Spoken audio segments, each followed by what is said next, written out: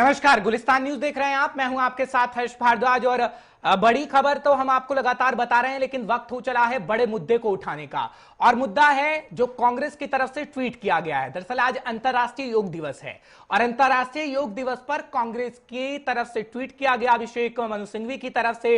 और दरअसल वो ओम के उच्चारण को लेकर कहते हुए नजर आए हैं कि योगा मजबूत ओम के उच्चारण से अगर आप करेंगे तो वो नहीं होगा। तमाम बातें हैं जो कांग्रेस की तरफ से कही गई है। चर्चा इसी पर है क्योंकि बात अगर बीजेपी की करें तो बीजेपी अब कांग्रेस पर हमलावर हो गई है। और अभी थोड़ी देर पहले बयान भी सामने आया है। बात शिवराज सिंह चौहान की करें तो शिवराज सिंह चौहान कह रहे हैं कि कांग्रेस हमेशा अवसर निकालती है, अवसर सोचती है और अवसरवादी कहीं ना कहीं कांग्रेस है। और अब पॉलिटिक्स लगातार कांग्रेस की तरफ से करी जा रही है ताकि आगे आने वाले चुनावों में कांग्रेस बाजी मार सके, क्योंकि कांग्रेस के पास अब कोई मुद्दा नहीं है और इसलिए कांग्रेस ऐसे बेतुके मुद्दे को उठा रही है। चर्चा इसी पर होगी। कांग्रेस नेता हमारे साथ जुड़ेंगे, बीजेपी नेता हमारे साथ जुड़ेंगे, साथ ही साथ लद्दाख से खास मेहमान हमारे साथ जुड़ेंगे जो बताएंगे कि आखिर योग क्या है और योग कितना जरूरी है और क्या वाकई जो ये बातें चल रही हैं, चर्चाएं चल रही हैं योग को लेकर, क्या सही है और क्या गलत है। फिलहाल रुक कर लेते हैं तमाम मेहमान का जो उस वक्त हमारे साथ जुड़े हुए हैं। बात करें सबसे पहले हम योग गुरु की, तो योग गुरु से ही जानेंगे कि आखिर क्या योग का महत्व होता है, क्योंकि आज अंतर्राष्ट्रीय योग दिवस है। और अंतर्राष्ट्रीय योग दिवस का जब हम जिक्र करते हैं तो अंतर्राष्ट्रीय योग दिवस पर आपने देखा कि सुबह से ही सब योग कर रहे हैं। प्रधानमंत्री नरेंद्र मोदी को जब हम सुनते हैं तो प्रधानमंत्री नरेंद्र मोदी ने भी आज सुबह बोला योग को लेकर कि योग कितना जरूरी इस कोरोना काल में है। लेकिन विवाद तब खड़ा हो गया जब कांग्रेस के एक नेता यानी अभिषेक मनु सिंघवी ने ट्वीट कर दिया। ओम के उच्चारण को लेकर ट्वीट किया गया और जो ट्वीट सबसे पहले किया गया था, ये ट्वीट आप देखिएगा, ओम के उच्चारण से ना तो योग ज्यादा शक्तिशाली हो जाएगा और उन्होंने जिक्र एक और धर्म का किया, अल्लाह का भी उन्होंने जिक्र किया और कहा ना अल्लाह कहने से योग की शक्ति कम होगी। तो ये बात कही गई है और दरअसल ये ट्वीट दिखाने का हमारा मकसद यही है कि आप समझ जाएं कि आज हमारा मुद्दा क्या है, इस मुद्दे को हमने क्यों चुना, क्योंकि अब वार पलटवार हम इस पर देख रहे हैं, काफी वार पलटवार हो रहा है। बात कांग्रेस की करें तो अब कांग्रेस की तरफ से भी प्रतिक्रिया सामने आ गई है और बात अगर बीजेपी की करें तो बीजेपी भी लगातार कांग्रेस पर हमलावर है, जिसका जिक्र इस वक्त हम कर रहे हैं।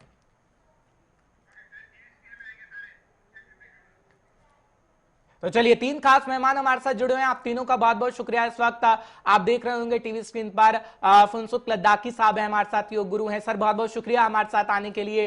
डॉक्टर विजय खेरा साहब हैं, प्रवक्ता हैं बीजेपी के। सर आपका भी बहुत बहुत शुक्रिया हमारे साथ जुड़ने के लिए। साथ ही साथ उमाशंकर पांडे हैं, कांग्रेस के नेता हैं, आपका भी सर बहुत बहुत शुक्रिया। फिलहाल उमाशंकर पांडे जी आपके साथ ही मैं शुरुआत करूंगा क्योंकि ये ट्वीट आया है। अब ट्वीट से देखिए कितनी खलबली मच गई है, क्योंकि अभी हम सुन रहे थे थोड़ी देर पहले बीजेपी के नेताओं को, खासकर शिवराज सिंह चौहान को, तो वो कह रहे हैं कि आप अवसरवादी है, कोई मुद्दा आपके पास है नहीं और आगे आने वाले समय में चुनाव है तो कोई मुद्दा होना तो चाहिए, इसलिए आप बेतुकी बातों को आगे लेकर सामने आ रहे हैं। सबसे पहले आपका रिएक्शन सर, क्योंकि ट्वीट आप ही के बड़े नेता की तरफ से है। देखिए तंगन जी, पहली बात तो नेता की जगह प्रवक्ता लिखवाइए, मैं पार्टी का प्रवक्ता हूं। जी। दूसरी बात ये कि किसी ने कोई ट्वीट कर दिया तो वो इतना बड़ा उस पे बवाल नहीं होना चाहिए कि राम मंदिर के भ्रष्टाचार को इग्नोर करके एक छोटे से ट्वीट पर जो अभिषेक मनु सिंघवी जी के अपने विचार हो सकते हैं, वो पार्टी का कोई बयान नहीं है। अब उन्होंने ये ट्वीट किया, मुझे नहीं लगता कि इसमें कोई बहुत अच्छी बात है या बहुत कोई खराब बात है। ये एक सामान्य सा ट्वीट है कि जिस तरीके से भारतीय जनता पार्टी अपनी असफलताओं को छिपाने के लिए नहीं सर, लेकिन राम के नाम के पीछे, सुन लीजिए, योग का जब उन्होंने नाम लिया तो और कुछ भी कह सकते थे, तो ओम और अल्लाह ही मेरी किस चीज को वो टारगेट करना चाहते थे? आप मेरी बात सुन लीजिए। वो किसी को टारगेट नहीं कर रहे हैं। उनका सीधा सा कहना है कि योग को अगर धार्मिक ध्रुवीकरण के लिए भारतीय जनता पार्टी प्रयोग करना चाहती है तो उससे उसका काम नहीं बनेगा। जो उसकी असफलताएं हैं, जो कोरोना काल की विफलताएं हैं, जो मंदिर में चंदे का भ्रष्टाचार, रोज नए नए खुलासे हैं, उससे ये जो पाप है भारतीय जनता पार्टी का, वो छिपने वाला नहीं। योग इनको शक्ति नहीं देगा। पहले ले लेता हूं, इस वक्त प्रवक्ता बीजेपी के डॉक्टर विजय खेरा साहब भी है। डॉक्टर विजय खेरा साहब, आपका पहले कमेंट चाहूंगा, क्योंकि वो कह रहे हैं कि उनका पर्सनल एक तरीके से ट्वीट था और आप अपनी नाकामी को छुपाने के लिए इस तरीके की बातें कह रहे हैं जैसा बीजेपी का रिएक्शन आ रहा है। सबसे पहले आप भी अपना रिएक्शन दीजिए। ये किसके लिए कह रहे हैं कि उनका पर्सनल ट्वीट था? जो ट्वीट किया गया अभिषेक मनु सिंघवी की तरफ से। वो क्या है, पार्टी के साधारण कार्यकर्ता हैं, सदस्य हैं खाली कांग्रेस कमेटी के।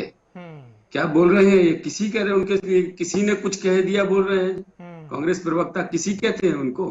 ये किसी है?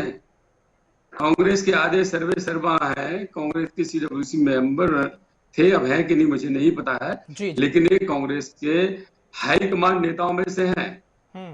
और इनके लिए ये कह रहे हैं ये कि किसी, ये आश्चर्य की बात नहीं है क्या? बाकी रहा ओम की बात कर रहे हैं, ओम शब्द स्वास्थ्य से भी सीधा जुड़ा हुआ है। ओम कहने से हमारी पद्धति के अनुसार लंग्स का एक्सपेंशन होता है, लंग्स की, फेफड़ों की कैपेसिटी बढ़ती है, ऑक्सीजन एब्जॉर्प्शन की, ऑक्सीजन भरने के अंदर। उनके एल्वियोलाई, मेडिकल टर्म बताएं तो अंदर जो ऑक्सीजन लेता है एल्वियोलाई वो बढ़ जाते हैं फैल के, तो वो तो स्वस्थ रहने के लिए काम है। और दूसरी बात, हमारे यहाँ वो धार्मिक भी है ओम। ओम बिना हमारे यहाँ ओम नमः शिवाय से लेके हर चीज में, हर मंत्र में ओम लगता है हमारे यहाँ। और योग से इसलिए जुड़ा हुआ है ओम कि वो श्वास से जुड़ा है। आप ओम कह के सांस लेते हैं तो आपका योग में बढ़ोतरी होती है। अब सवाल ये है कि अगर योग में ओम कहते हैं तो कहते ही है, कहते आ रहे हैं, एक्सरसाइज शुरू करते हैं योग तो ओम से करते हैं। ओम को अगर ये धार्मिक करना चाहें तो करें। नहीं, दरअसल सवाल यही है ना कि आप योगा के लिए बातें कह रहे हैं, अच्छी बात है, लेकिन आप ओम भी कह रहे हैं, अल्लाह भी कह रहे हैं, तो आप कहना क्या चाह रहे हैं? और इसे पर्सनली तौर पर जिस तरीके से कह रहे हैं उमाशंकर पांडे साहब, आपकी उन्होंने अपना पर्सनल ट्वीट किया, फिलहाल पार्टी के वरिष्ठ नेता हैं और कुछ सोच समझ कर ही ट्वीट किया जाना चाहिए। फिलहाल मैं आपके पास आऊंगा, फुनसुख साहब भी हमारे साथ जुड़े हुए हैं। फुनसुख साहब, बहुत बहुत शुक्रिया एक बार फिर। जिस तरीके से हम ओम शब्द का इस वक्त जिक्र कर रहे हैं, जब हम योगा का जिक्र करते हैं क्योंकि आज अंतर्राष्ट्रीय योग दिवस है, और ओम कितना जरूरी होता है योग के अंदर, सबसे पहले आप इसके बारे में बताइएगा, क्योंकि आज ओम को लेकर ही चर्चा है, जो ट्वीट किया गया है। तो ओम योगा के अंदर कितना जरूरी है? जब हम योग करते हैं तो क्या योगा भी जरूरी है, ओम के साथ जरूरी है? किस तरीके से आप अपना कमेंट करेंगे? मैं जनरली पॉलिटिकल डिस्कशन में कभी आना नहीं चाहता हूं, लेकिन चूंकि मैं थोड़ा योगा करता हूं तो आपने मुझे बताया तो मैंने इससे पलायन नहीं किया, मैंने सोचा मैं इस चीज को सामना करूं। जी। तो मैंने भी योग पे बहुत सी किताबें पढ़ा है। हिंदुस्तान का योग का जो विधि है वो 10,000 साल पुराना, हिंदुस्तान का एक बहुत पुराना विधि है। बिल्कुल। तो इसमें बहुत सारी किताबें हैं, लेकिन सबसे डिपेंडेबल किताब जो है वो है पतंजलि सूत्र। पतंजलि ने 196 सूत्र लिखा है, जिसमें 677 वर्ड यूज किया है। और पहला सूत्र पतंजलि का है योग चित्त वृत्ति निरोध, यानी कि योग ऐसा अभ्यास है जो चित्त के सारे विकारों को नष्ट कर देता है। तो जहां तक ओम और अल्लाह का बात है, ये तो दोनों अपने आप में बलवान है, ओम भी बलवान है, अल्लाह भी बलवान है, और योग का अपना एक अस्तित्व है। तो योग में कहीं भी आप कोई चीज अपनी तरफ से थोपें तो वो ठीक नहीं है। योग का अपना एक इंडिपेंडेंट अस्तित्व है। योग is a science of mind and matter. ये चित्त और काया की विधि है, ये एक एक्सरसाइज है। तो मैं भी आज योग की तरफ से इतना जरूर बोलना चाहूंगा, योग है, योग बहुत महान है और हिंदुस्तान का बहुत सनातन विधि है। हमारे तरफ से ये पूरे दुनिया के लिए एक बहुत बड़ा हमारा गिफ्ट है। अब पूरे दुनिया को योग ही सुधारेगा। और योग ऐसा है जैसे क्लासिकल म्यूजिक है, क्लासिकल म्यूजिक ना हिंदू है ना मुसलमान है, सारे गामा पादा निसा सानी धपा मागा रेसा, ठीक इस तरह योग का विधि भी है। मैं तो ये समझता हूँ योग ना हिंदू है ना मुसलमान है ना जैन है ना बौद्ध है, अपने आप में एक साइंटिफिक विधि है जो कि दिन ब दिन उभरता हुआ जाएगा। तो मैं इस विवाद में नहीं पढ़ना चाहता हूँ। और मुझे गुरबानी याद आ रहा है, सुन लीजिए। यही समझना चाहते थे कि योग कितना जरूरी है, और आप जिस तरीके से कह रहे हैं कि हाँ दोनों अपनी जगह ठीक है, क्योंकि ईश्वर भी सबसे बड़ा, अल्लाह भी सबसे बड़ा है, लेकिन योग का अपना एक अलग महत्व है। सर मैं आपके पास वापस आया। बिल्कुल। और उमाशंकर पांडे साहब, आप जो ये कह रहे हैं ना कि अपनी नाकामी को छुपाने के लिए ये सब बातें कही जा रही हैं, क्योंकि जिस तरीके से ओम और अल्लाह का जिक्र किया गया, मैंने आपसे सवाल पूछा, आपने उसका जवाब तो दिया नहीं, लेकिन कौन सी नाकामी मोदी सरकार छिपाना चाह रही है? सर योगा तो हमेशा से हमारी पद्धति रही है, जीवन की पद्धति रही है, और अब तो योगा को विश्व भर में फॉलो किया जा रहा है। सर तो आपत्ति आपको क्या है? नहीं, मुझे क्या आपत्ति है, हम सब योग को मानने वाले लोग हैं, और योग जो है वो पतंजलि सूत्र और उसके पहले जो हमारे 4 वेद हैं उसमें जो हमारा सोम, उसका एक उप अंग है आयुर्वेद। मैं आयुर्वेद का छात्र हूं, मैं आयुर्वेद से हमने बैचलर की डिग्री ली है, तो मैं जानता हूं कि योग क्या है, हम सब योग जानते हैं। लेकिन भारतीय जनता पार्टी जो सरपासन के माध्यम से अपने आप को आगे लाकर जनता के साथ धोखा करना चाहती है, वो सरपासन उसको करना ही पड़ेगा। कैसा धोखा, क्लियर करिएगा, मैं पूछूंगा विजय खेरा साहब से, कैसा धोखा? हर्ष जी, मैंने पहले ही कहा, राम के नाम पर, आस्था के नाम पर जो करोड़ों लोगों ने राम मंदिर निर्माण के लिए चंदा दिया, आज देखिए भारतीय जनता पार्टी, 1:30 बजे हमारा समय है, हम उस पर भी डिबेट करेंगे। डिबेट ये है कि आपके नेता की तरफ से जो ट्वीट किया गया सर, ये कोई पहला ट्वीट नहीं है। अभी दिग्विजय साहब का पहले आपने ट्वीट सुना था ना, ट्वीट 370 पे जो उन्होंने दिया, इतने कद्दावर नेता को तो सही मुद्दे पर बातचीत करनी चाहिए। आप कह रहे हैं कि आप सुन तो लीजिए। देखिए, अगर आप बोलेंगे तो मैं बिल्कुल नहीं बोलूंगा। ठीक है सर, आप अपनी बात को रखिए। अगर मुझको बोलने नहीं देंगे, बीच में बोलेंगे, तो मैं बिल्कुल नहीं बोलूंगा। ठीक है, पॉइंट टू पॉइंट मैं क्या बोलूंगा ये आप हमको बताएंगे। मुझे क्या बोलना है वो मैं बोलूंगा। लेकिन सर आप सीधा सीधा जवाब भी तो नहीं दे रहे हैं ना। नहीं, आप सुन लीजिए, मैं सीधा ही जवाब दे रहा हूँ। मैं आपको समय दे रहा हूँ, आप आराम से बोलिए, आप चुप हो जाएंगे तभी मैं बोलूंगा। ठीक है, बोलिए। बिल्कुल हर्ष जी, बिल्कुल, थैंक यू। देखिए, मैं कह रहा हूँ, अभिषेक मनु सिंघवी जी ने एक ट्वीट किया, उसका सीधा सा मतलब है कि भारतीय जनता पार्टी योग के माध्यम से धार्मिक ध्रुवीकरण करके उत्तर प्रदेश के चुनाव की तैयारी ना करे और उत्तर प्रदेश के ही भगवान राम जो हमारी आस्था के प्रतीक हैं, उसमें इनके जो मेयर है, जो ट्रस्ट का वो महासचिव बनाया है, चलिए ठीक है सर, इसका भी जवाब ले लेते हैं। मुद्दा ये था नहीं, लेकिन खैरा साहब आप जवाब ही दे दीजिए। उमाशंकर साहब बार बार उसी पे जा रहे हैं कि ट्रस्ट में जो हुआ उसका जवाब दीजिए। खैरा साहब दे ही दीजिए। ट्रस्ट का जवाब 17 बार दिया जा चुका है। अभी उसकी कहानी शुरू करूंगा तो पूरी A to Z कंप्लीट बता दूंगा, किस दिन से किसने किया, कब 50 लाख के ऊपर समझौता हुआ था और कब 18 करोड़ का खर्च बता सकता हूँ। सवाल ये, अरे सुनिए यार, सुन तो बीच में अब आप सुन लीजिए ना, आपको मैंने पूरा समय दिया, आपने मुझे चुप रहने को कहा, मैं चुप हो गया। अब आप अपने सवाल का जवाब नहीं दे रहे सर। क्यों किया? आप भाजपा की राम के नाम बुलवा पर लीजिए, चंदा चोरी क्यों किया? भाजपा की तरफ से बोलो, राम के नाम पर चंदा चोरी क्यों किया? अब ये बोले थे जब एंकर, तो आप सीधे बोलो, बोलने लगे थे ना बीच में। ठीक है, एक मिनट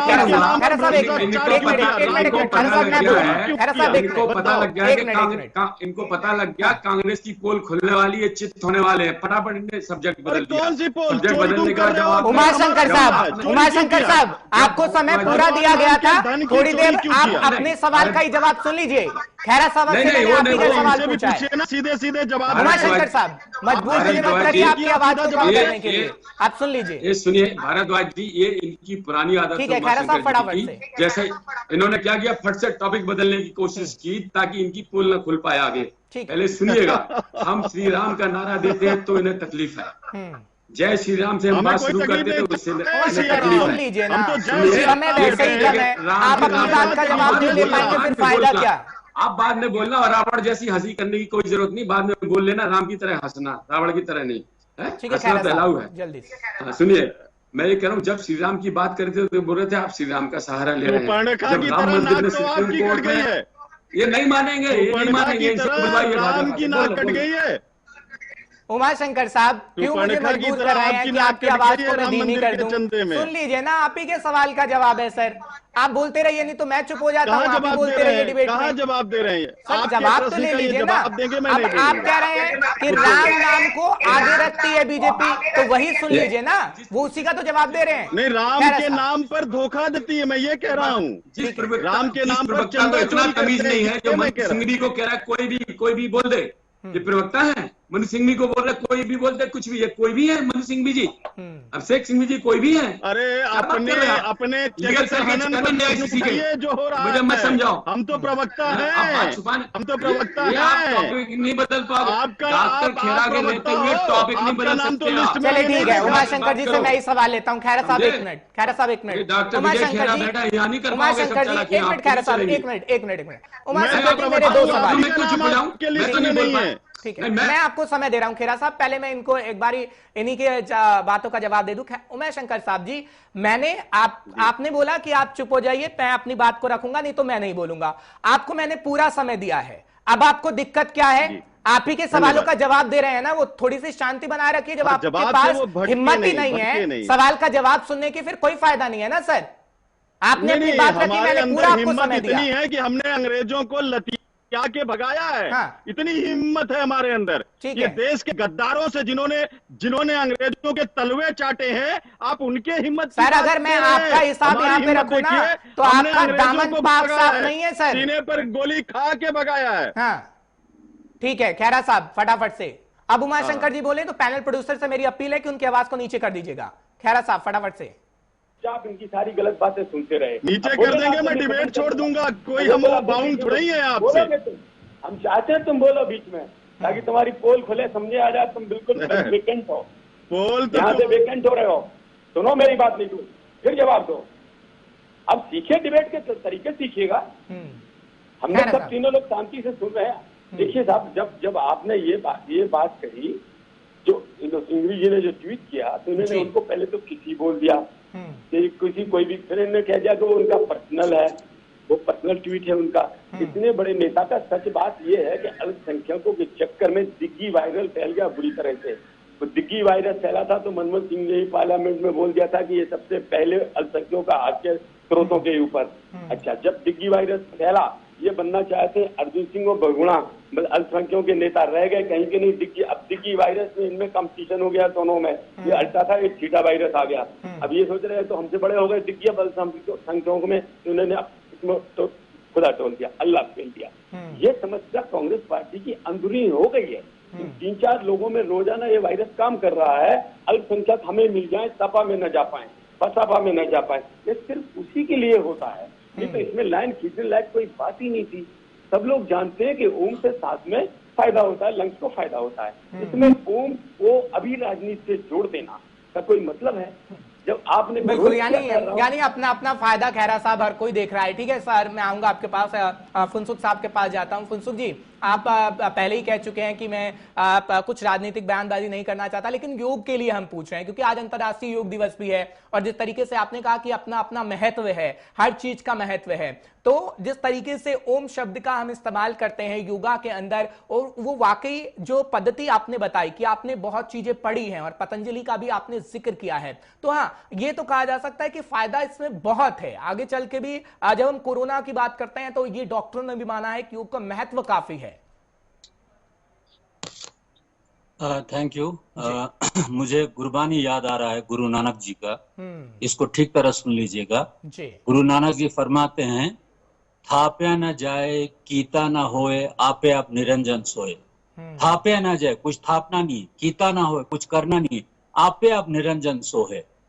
तो जो ये योग जो है, आपे आप एक निरंजन, एक बहुत ही बड़ा अदृश्य ताकत है, विधि है। तो हमें इसको ऐसे ही स्वीकार करना चाहिए जैसे है। एक बात मैं जरूर कहना चाहता हूँ, जैसे मैं एक आदमी हूँ, मेरे बीवी बच्चे मेरा कहना नहीं मानता है, लेकिन मोदी जी प्राइम मिनिस्टर बनता है, बनते ही 14-15 दिन के बाद पूरे हिंदुस्तान में नहीं पूरे दुनिया में योग दिवस एस्टेब्लिश करता है। ये भी योग का डंका बजाने का एक तरीका है। योग हमको इस्तेमाल करते हैं, हम योग को इस्तेमाल नहीं कर सकते हैं। मैं योग का माध्यम बन सकता हूँ, मैं योग को अपना माध्यम नहीं बना सकता हूँ। तो जो कोई योग को माध्यम बनाना चाहते हैं उसको कभी कामयाब नहीं मिलेगा। हमें बिल्कुल ऐसे शांत रहना चाहिए। योग हमें माध्यम बनाए, हम योग के तरीके से हम साफ हो जाए। और योग में सबसे बड़ी बात ये प्रतिक्रिया नहीं करना। अभी किसी ने अगर कुछ लिख दिया तो उसको इग्नोर कीजिए, उसका बल वहीं छिन हो जाएगा।